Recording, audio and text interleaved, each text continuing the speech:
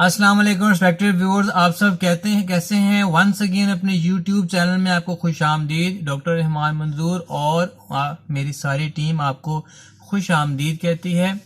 नाजरीन, winter season जो है वो उसमें काफ़ी फ्लक्चुएशन हो रही है और टेम्परेचर ज़्यादातर जो है वो बिलो में जा रहा है, जिसकी वजह से ना सिर्फ बच्चे बल्कि बड़े सारे ही डिस्टर्ब हो रहे हैं। स्पेशली बच्चों में देखा जा रहा है कि बच्चों में कफ सप्रेस नहीं हो रही और बच्चों में कोल्ड फीवर और इसके अलावा बच्चों में जो है साइनोसाइटिस के साथ साथ बच्चों में प्रॉब्लम जो है एक जिसकी वजह से बार बार इंसिडेंस बढ़ रहा है पूरे पाकिस्तान में, और वो है नमूनिया।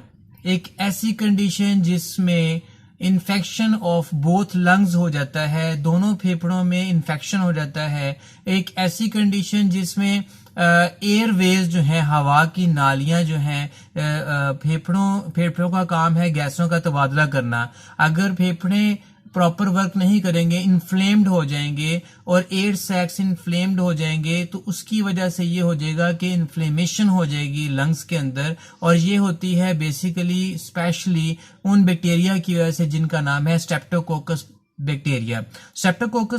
स्ट्रेप्टोकोकस नमूनाई वो ओवल शेप बैक्टीरिया हैं जो कि नमूनिया कोज कर देते हैं। आज का जो हमारा टॉपिक ऑफ कंसर्न है वो नमूनिया से रिलेटेड है कि नमूनिया की बेसिकली नमूनिया है क्या और नमूनिया के रेमेडी के लिए जो है क्या चीज अप्लाई करनी चाहिए।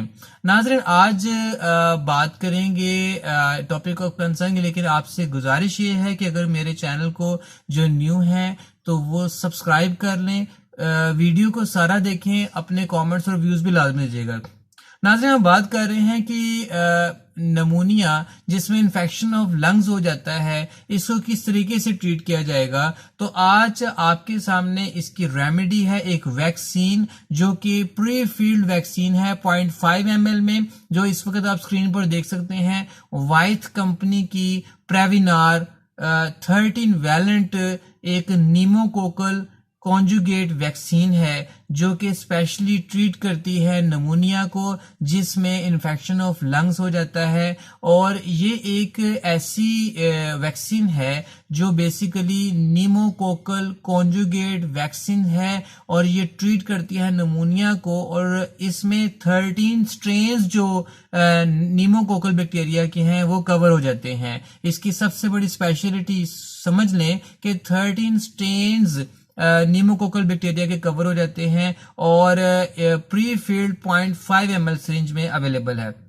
इसकी अगर हम यूजेस की बात करते हैं व्यूअर्स, तो इसका सबसे पहला जो इंडिकेशन है वो ये है कि ये प्रोटेक्ट करता है नमूनिया को जिसमें इन्फेक्शन ऑफ लंग्स हो जाता है, और खासकर इसका जो ड्यूरेशन है जिसमें ये इसकी डोज को अप्लाई किया जाता है वो है एज बिटवीन 6 वीक्स से लेकर 17 ईयर्स एज के जो पर्सन हैं वो इस प्रेविनार इंजेक्शन को, वैक्सीन को जो है वो इंजेक्ट करवा सकते हैं, एडमिनिस्टर करवा सकते हैं। इसका सेकंड बेनिफिट ये है कि प्रेविनार इंजेक्शन की वजह से बेनिफिट ये होता है कि जो ओटाइटिस मीडिया है जिसमें इन्फेक्शन ऑफ मिडल ईयर हो जाता है, ये उसको भी प्रेविनार इंजेक्शन कवर कर देता है। और इसके अलावा प्रेविनार इंजेक्शन अडल्ट्स में स्ट्रेप्टोकोकस नमूनाई के जितने भी केसेस हैं उनको भी ट्रीटमेंट और प्रिवेंशन करता है। इसका एक और बेनिफिट वैक्सीन का, नमूनिया की वैक्सीन का ये बेनिफिट ये है कि इसकी वजह से बॉडी में ऐसी कंडीशन डेवलप होती हैं, या समझ लें कि एक ऐसी एंटीजेंस है जो बॉडी में एंटीबॉडीज प्रोवाइड करती है जो ऐसे व्हाइट ब्लड सेल्स को एक्टिवेट कर देती है जो कि जो इन्फेक्शन से फाइट करते हैं, जो कि फ्यूचर में होने वाले इन्फेक्शन से बॉडी को बचा लेते हैं, प्रोटेक्ट कर लेते हैं। अब नाज़रीन, बात कर लेते हैं कि इसकी मैकेनिज्म क्या है। बेसिकली प्रेविनार इंजेक्शन जिसमें कॉन्जुगेट 13 वैलेंट स्ट्रेन्स हैं नीमोकोकल बैक्टीरिया के, ये एक ऐसा पॉलीसेक्राइड्स है जो कि लिंक करता है एक कैरियर प्रोटीन के साथ।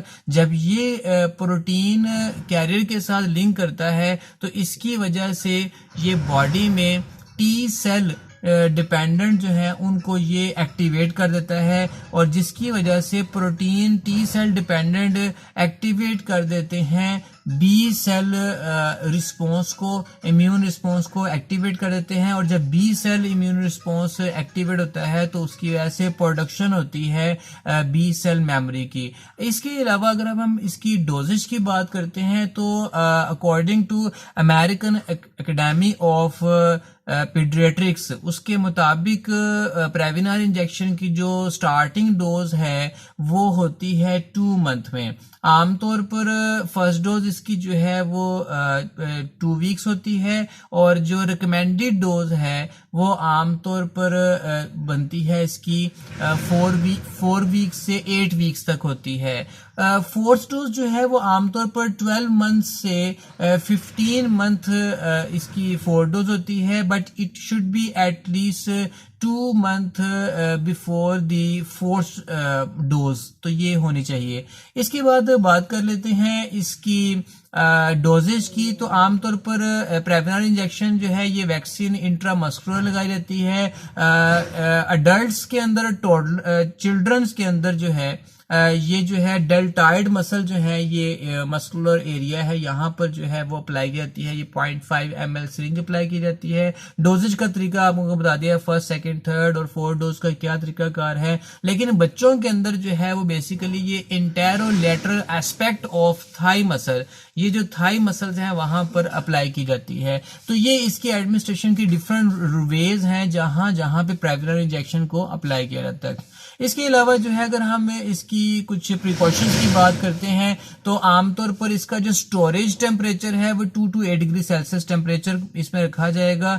इस वैक्सीन को अप्लाई करने से पहले इसको अच्छी तरीके से आप इसे होमोजेनाइज करेंगे ताकि जो है ये एक वाइटिश सस्पेंडेड मटेरियल जो है वो बन जाए, और फिर इसको जो है बेसिकली इसको विगोरियसली जो है शेक किया जाता है इसको अप्लाई करने से पहले। इसके बाद बात कर लेते हैं कि अगर तो ये प्रोडक्ट फ्रीज कर दिया जाएगा तो फिर इसको प्रोडक्ट को यूज नहीं करना। इसके अलावा अगर साइड इफेक्ट्स की बात करते हैं तो इसकी डोजेज को अप्लाई करने के बाद बच्चों में फीवर का प्रॉब्लम आता है। इसके अलावा मस्कुलर पेन होती है, डेल्टाइड मसल में पेन होती है, इसके अलावा डिजनेस होती है और डायरिया भी हो सकता है। तो ये बेसिकली इसके कुछ एडवर्स इफेक्ट्स जो हैं वो आमतौर पर होते हैं, जिसको आमतौर पर हम फीवर पैच के साथ जो है ना वो कवर कर लेते हैं। ये थे नाज़रीन Prevenar injection 13 valent conjugate protein vaccine के आपको यूजफुल रिजल्ट्स बताए और आपको बताया कि ये वैक्सीन का जो एप्लीकेशन है वो किस तरीके से यूजफुल है। उम्मीद करता हूं आज की वीडियो आपको लाजमी तौर पर जो है इसकी यूजफुल इंफॉर्मेशन मिली होगी। अपना और अपनी फैमिली का ख्याल रखिएगा। पाकिस्तान पाइंदाबाद।